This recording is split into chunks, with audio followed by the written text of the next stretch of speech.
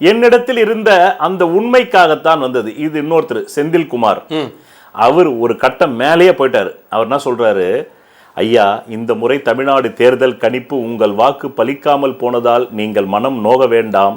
ஏனென்றால் நீங்கள் நிறைய ஜோதிட கருத்துக்கள் உலகிற்கு இலவசமாக கொடுத்திருக்கிறீர்கள்.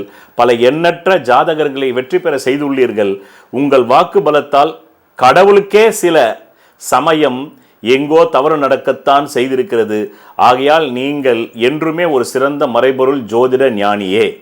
இது செந்தில்குமார். இது இன்னொரு வீடியோ. ஆமா ஆமா, இது வேற ஒரு வீடியோ. ஓகே, அதை ஒட்டி அந்த ஒரு வாரத்துக்குள்ள வருது இதெல்லாம். இது வந்து நான் விளக்கம் கொடுத்தேன், ஏன் பலிக்கலன்றதுக்கு விளக்கம் கொடுத்ததுக்கு அப்புறமா நீங்க கொடுக்க வேண்டிய அவசியம் இல்லைன்னு ஒரு கிறிஸ்துவர் சொல்றாரு, ஒரு இந்து சொல்றாரு, ஒரு சித்தர் வழிபாட்டில் உள்ளவர் சொல்றாரு.